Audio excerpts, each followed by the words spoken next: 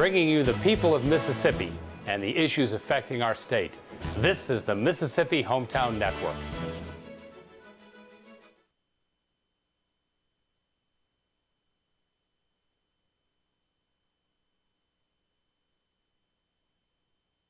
What we're doing is several organizations are coming together to say that Mississippi is positioned to move forward on a lot of different fronts, economically, philanthropically, volunteer-wise, and in the nonprofit sector. So it's all of us coming together and working toward that end. Nonprofits are a major part of the economic sector, employing a little over 6% of the people in the state of Mississippi.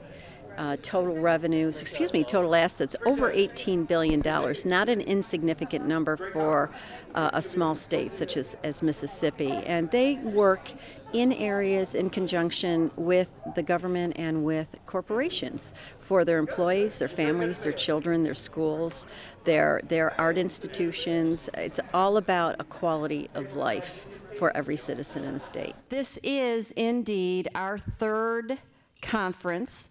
And it was spawned as a result of a year-long planning process through Blueprint Mississippi, the Mississippi Economic Council's strategic plan for moving Mississippi forward. And out of that process, we realized that we had to pull more people together. We had to develop a collaborative model throughout the state of Mississippi, pull all of the not just our major corporations, but our small businesses, our nonprofits, our volunteer organizations, our community service organizations. We had to devise a model in order that we all work together to solve these issues that we deal with on a daily basis. And that model is the beginning of what you see here today. It is a communicative collaboration where we have an opportunity to meet one another, talk with one another, and plan with one another about those very issues. How are we going to move Mississippi ahead in education, in the arts, in our health care, in housing, in the whole child, the whole family?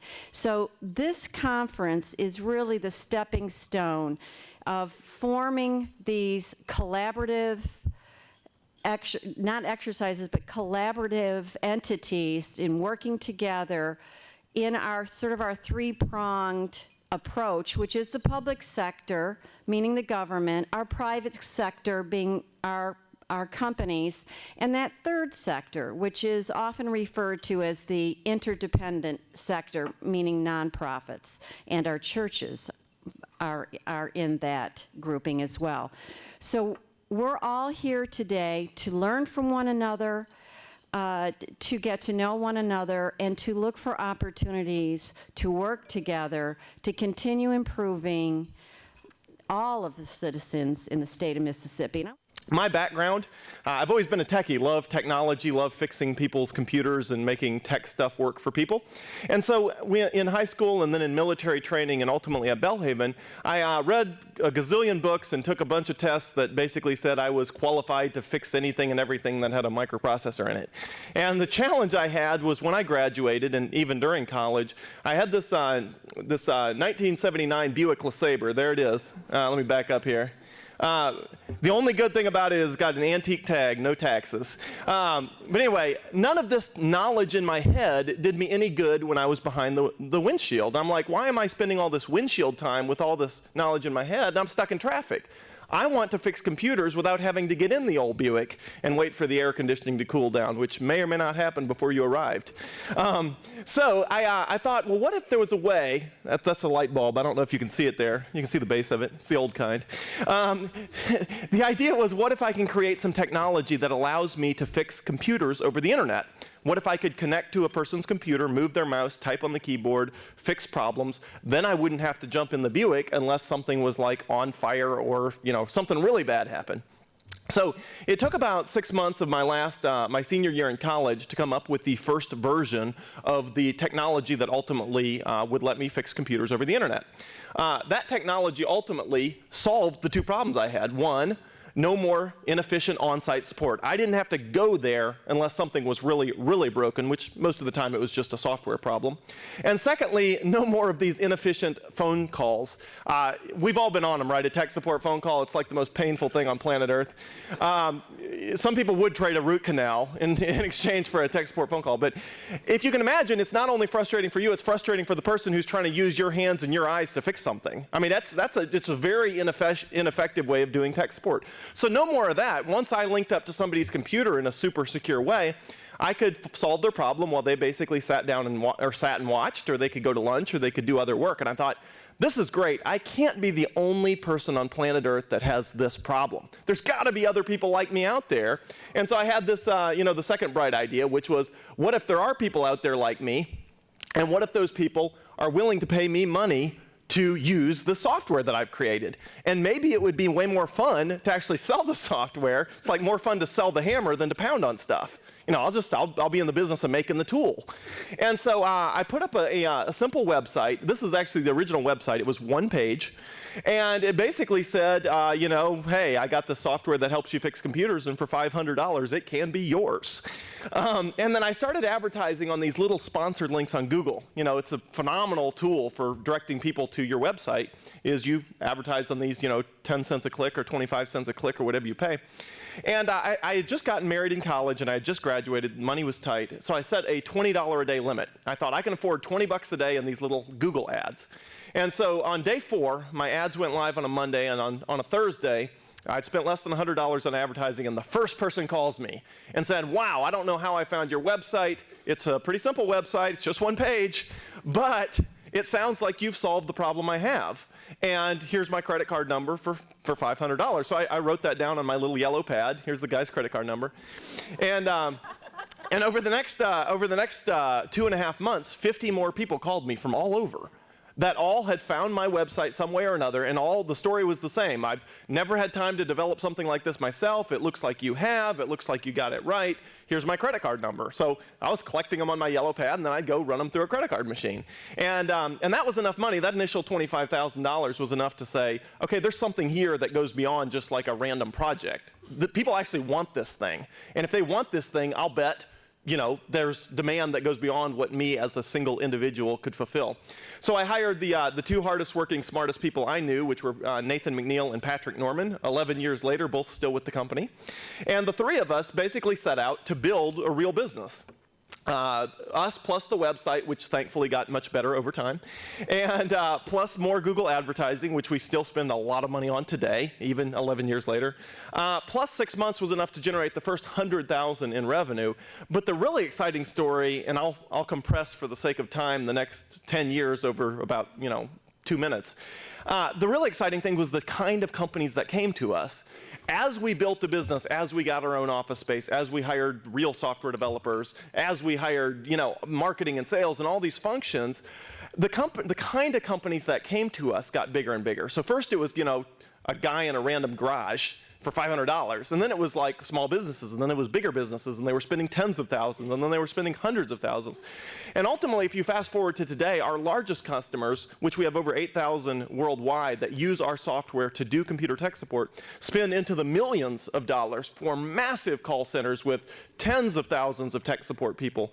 Just a sampling of who our customers are today. And again, we long since for the last 10 years stopped doing the tech support, and we just sell the software. So in all these cases, these companies have techie people that actually do the work. Our job is to sell them the software that makes it possible. But we have over 8,000 customers worldwide. It's people doing external customer support as well as internal employee support. But anyway, that story is repeated in 8,000 organizations across 65 countries, all that use our product to do computer technical support. And that process and that growth was enough for that initial 100,000 in revenue. The next year we sold over 1 million. Then we did 3, this will slide advance here.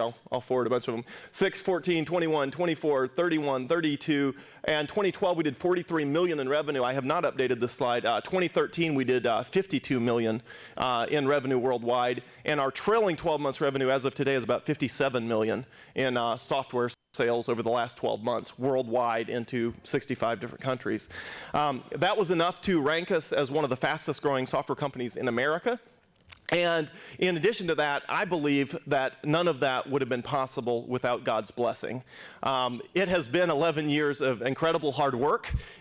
We have great people. We have given it all we have, but I think we are all familiar with organizations that had smart people that worked really hard and for a bunch of reasons didn't work out. I mean, it's oftentimes for reasons that were not even within their own control. So we've certainly hit our more than our fair share of road bumps along the way, but thankfully we've seen the way through and been able to recover from every one of them. And I believe to the degree that we've been successful, it's not just because of the ingredients you have to have of smart people and hardworking people and all of that, but because God has chosen to bless our efforts out there in the marketplace. And that part of that is the reason we have been very public on our website. Our public vision, which is out there for the world to see, is to honor God by applying biblical principles in relation to employees, customers, and financial dealings. And we want people to buy our software because it's the best in the world. But we want, when they ask the question, why is it the best in the world, to understand, at least from a leadership team perspective, that we are working for a higher calling than is on this earth. And we have people of all and no faiths that work at Bomgar, but they know that the leadership team, me and the two co-founders, deeply believe in God's blessing as a key part of our success. So what else did we learn? Well, we learned the concept of focus and the incredible power of focus, and it was not a lesson that we understood the entire process. First of all, the best book out there on the topic of focus that I've ever read is by an absolute strategic genius named Al Ries. He is an author that virtually nobody's ever heard of, but is one of my two favorite authors, the other being Jim Collins, who wrote Good to Great and a lot of those books. But Al Ries is a phenomenal strategist and came to the conclusion in his own work that the number one thing that companies get wrong is a misunderstanding and a misapplication of the concept of focus. And in discussions I've had with him, it became clear that he believed that applied to the nonprofit, basically to all sectors where any, two or more are gathered to do something, there tends to be a lack of focus. And so I wanted to talk about that for the purpose of this presentation, because I think especially in the nonprofit world where resources are always tight and you never have quite the number of people and quite the time to do things, I think focus is more important than even it is in the business world, where even in the business world, I think it's one of the most important things. So the concept of focus, our personal experience was after about the first 6 months, we had to make a decision. Our revenues were growing, things were good, we had just done $1 million in revenue, but we really wanted to make a dent in the universe. We looked forward and said, we don't want to be $1 million company, we want to be a $50 million company, we want to be big. How do we get there? And we had a choice, the choice that every organization makes, and that is, if you want to create a big impact in whatever your vision and your calling is, do you go about that by A, trying to do multiple things well, which by far the most tempting way to do it, or B, focus on making one big dent in the universe, finding out what one thing you're going to change and applying everything to it. We have the benefit, of hindsight, in that we actually tried it both ways. So we know definitively as it relates to our business what actually works. We tried option A because that's what everybody does, right? You have the software and you think, wow, this software could be used not just for tech support, but for online meetings. You could use it for remote access. You could use it for all this stuff. And everybody who's run a business and has never started a business usually tells you that's what you're supposed to do, because they assume, well, you got lots of resources and lots of time and you need to do something. Everybody always assumes you ought to do something other than whatever you're already doing. People probably told Mark Zuckerberg at Facebook, seriously, Facebook, why don't you do something else? It's like, I think that worked out okay for him.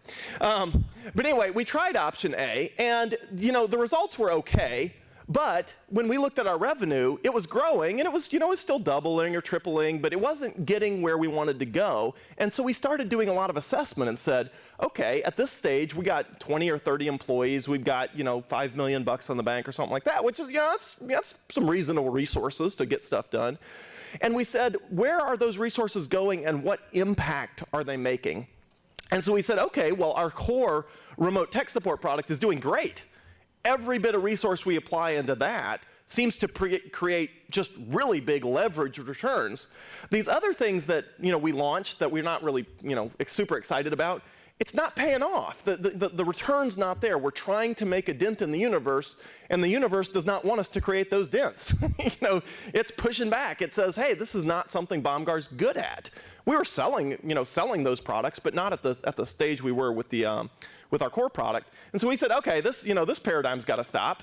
Why are we putting resources in something that doesn't have the same impact as what we should do? And so, I think probably this next slide, a lot of you can identify with. In the nonprofit world, you constantly feel like Sisyphus. You're trying to push something uphill, and every time you take your eye off the ball, it rolls back. And if I could write chapter 2 of the story of Sisyphus, I would say, if you can push the rock all the way to the top, it won't roll back anymore, right? It rolls back because you stop pushing it. And when you stop pushing it and you start doing something else, it rolls back. So, the internal desire, if I started a nonprofit, the natural inclination is to say, well, I'm going to go in a room and I'm going to solve, world hunger, and then world peace, and then world poverty, and then world health. That's the natural inclination. There's needs all around us. Every person you encounter has needs. Every group of people you encounter has needs. And the desire of every nonprofit is to try to meet those needs. It's a natural human inclination. The problem is, if you took your entire $3 million budget and you gave $1 to every Mississippian, how much impact do you think it'd make? Well, the answer is none. They buy a candy bar and it's gone. But if you concentrate $3 million, instead of you concentrate it across 3 million people, you concentrate it on one thing and try to make a significant dent in that one thing and get that one thing over the finish line where it's not going to roll back as soon as you take your eye off the ball, the ability to make an impact is so much greater. We certainly don't have a lack of nonprofits with 12,000 nonprofits. There's plenty of nonprofits to focus on each problem in Mississippi. I firmly believe that the impact will be made by those nonprofits that are able to understand that resources are constrained regardless of the size of the organization. And there is no problem that is, so small that you can just knock it out in a few days and move on to something else. Any challenge worth doing is going to be a multi-year or lifetime endeavor, and to make one impact in the world is far greater than attempting to make 3 or 5 or 7. So as it related to BOMGAR, after not learning the lesson of focus ourselves, we killed off those other 2 products. We basically said 3 products is 9 times as hard to sell as 1 product. 2 products is 4 times as hard to sell as 1 product. We are going to take all of our resources and focus on the one thing that we can actually make a dent in the universe in, and that is computer tech support software. And so we did that, and after we focused, our revenue really took off. Up to that point, it was good. It was growing. It was sporadic. This is the revenue of the first 5 years of the company. So this only gets you about to 5 million. From that point forward, what you can't see in this graph is the rise to more than 57 million, driven largely by the decision to be the best in the world at one thing and give it everything we have. It also made running, the concept we understood then is the power of focus is there's nothing more powerful than a highly focused individual or team of individuals working unrelentingly toward a single objective to make a single impact in a single area.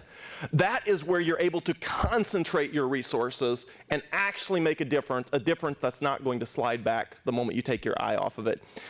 It also makes running an organization much easier, because the question is, what do we talk about? What do we focus on? Where do we spend our time? What should we have staff meetings about? What do we do PR efforts on? That's all easy, right? Because if you got one issue, it becomes very simple of where you should spend your time and your energies and what impact you're supposed to make and all those things. Because we went at BOMGAR from having meeting after meeting talking about 3 different things to suddenly we didn't have a whole lot of meetings. It was like, wow, well, we know what we're supposed to do. We're supposed to make the best remote tech support software in the world and sell it to as many people as will buy it. That's a pretty simple vision. That's something people can get excited about. And then suddenly all the energies go from dispersed to channeled to solve one big thing. In fact, as it relates to us, forgive my clicker here, it's got about a 5-second delay on it. We should have known not to pursue those other markets. The book Good to Great, written by my other favorite author, Jim Collins, is very clear that you should not involve yourselves in something that you can't be the best in the world at. Why would you want to play second fiddle? Why would that be your goal? Something you can be in the best in the world at, or with a focus on Mississippi, the best in Mississippi at, and something that you are deeply passionate about. People make a change when they really care. The employees that show up and they're on the payroll and they punch the clock are not the ones that are going to go make a dent in the universe. It's the people that wake up every day deeply convicted that the one thing that is wrong in the world that they think they can solve is what they're going to put their time and energy and their passion in and try to make a difference. So a few principles of focus when you get into the nitty-gritty. One, it's difficult because every person in every organization claims to be focused. I've never actually encountered any individual that if I say, what is your strategy? To be unfocused. That's what I do. I just don't focus on anything. So nobody thinks they're not focused, right? Everybody thinks they're focused. Few actually are.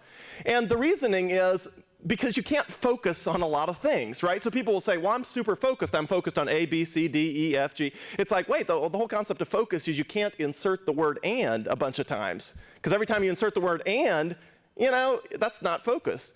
Or the definition of what you're doing is so broad that I'm incredibly focused on Mississippi. Okay, we all are, okay? It's got to be more specific than that. It's got to be a specific problem, not something that effectively lets you chase whatever the shiny object of the day is that you suddenly got excited about. If you want to make an impact, I can promise you in the last 11 years at Bomgar, lots of shiny objects have come along that we could have chased. And at each decision we said, we are here to transform computer technical support and do that on a worldwide basis. The power of focus comes from narrowing your scope, not broadening it. Something I firmly believe. It's like spinning plates, whichever plate you're not working on is starting to wobble. And if you ignore it long enough, it falls. And it's much better to take the focused approach. A good example of this is a salesperson. It does no good if you're working on 99 different deals if none of them ever cross the finish line. The beauty of a salesperson is once the deal is closed, you don't have to work on it anymore. That objective is done. Now it's somebody else's job to deliver the software and to collect the dollars, but once that purchase order is signed, we would much rather have a salesperson that looks like this person. They may not have as much stuff in the hopper, but they got the big one across the goal line. And as soon as they get that one across the goal line, they can go focused on the next big one and get that one across the goal line. Again, the power of focus. One interesting thing, and I'll close with these last couple slides here as it relates to focus, is the two of the richest people in the world are Bill Gates and Warren Buffett. And Warren Buffett wrote a book a number of years back called The Snowball, or I guess it was a book about him, a biography of Warren Buffett. And the book describes when Bill Gates and Warren Buffett, both of which are incredibly successful business people, and both of which are very involved in philanthropic, through the Gates Foundation, which Warren Buffett has given vast amounts of money to, et cetera. Both of them are very involved in all of the things that actually make a difference in the world. And the book recounts when they originally met. And initially they were both billionaires by this point. This was 1992 when they met. They were both billionaires, but had never made an effort to get to know each other because both assumed, well, hey, what am I going to learn from this old guy? And what am I going to learn from this young guy who doesn't know anything, right? So, hey, well, you're both billionaires. There's got to be something to learn. But anyway, they were at a dinner meeting, and the host of the meeting asked the question, what is the single most powerful concept that has gotten to you to where you have gotten today? And it says, the exact word was, what was the most important factor in getting to where you have gotten in life? AKA, you're a billionaire, things are going well for you, et cetera. And the book says, let me back up. And Warren Buffett said focus, and Bill Gates said the same thing. It was at that point, at that dinner, that the two of them said, hey, maybe this other guy actually knows some stuff, because the central concept that they credit with their success is the same for the two of them, even though one of them is 100% technology and the other doesn't even invest in technology because he doesn't understand it. And so that garnered a lifelong friendship, and this is a picture of them sitting on one of the NetJets jets, which is one of the companies they co-own. So anyway, very fascinating story there. I'm so excited about Focus because it's probably the difference between Baumgart being a $10 million software company, you know, and a $57 million software company. It's that kind of impact. And we are now worldwide in the market we serve, which is kind of large businesses for computer tech support software. We're now ranked #1 worldwide. We have the highest market share of any company serving this market in the world. And you don't get there without focus. I mean, there is no way without a disciplined focus on that technology that we could be right here, headquartered in Mississippi, a worldwide leader in that technology market sector. So in my opinion, Mississippi, it's our turn. I mean, there is so much going right in Mississippi. There are so many resources. You look at a topography map or whatever, and it looks green, and it's got, you know, a river, and it's got some ocean front. I mean, there is nothing about Mississippi that says we shouldn't be leading the nation. And I believe for our companies, the greater degree we can apply the concept of focus is the greater degree we can stand out not in our state, but we can compete, as Baumgart does, with Fortune 500 companies all up and down the East and West Coast. And the concept of focus, I believe, properly applied, is what can launch our businesses to be the most effective they can be, but also our government needs to focus on the things that can do well, and I think our nonprofit sector especially, where the money and the resources and the time and the energy and the people are probably the hardest to come by, could benefit most by an intense and proper understanding and application of the concept of focus. Thank you. We've come together because we've realized that we can't solve some of these problems individually. We really do have to work together and really devise methodologies that are focused, as Joel Baumgart pointed out to us today. We have to focus on these individual problems with very focused solutions.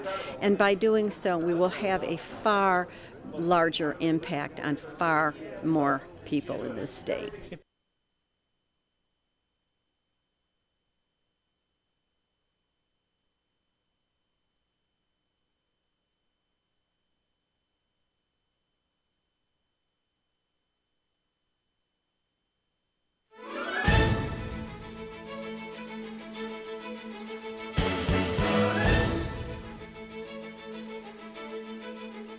This has been the Mississippi Hometown Network, bringing you the people of Mississippi and the issues affecting our state.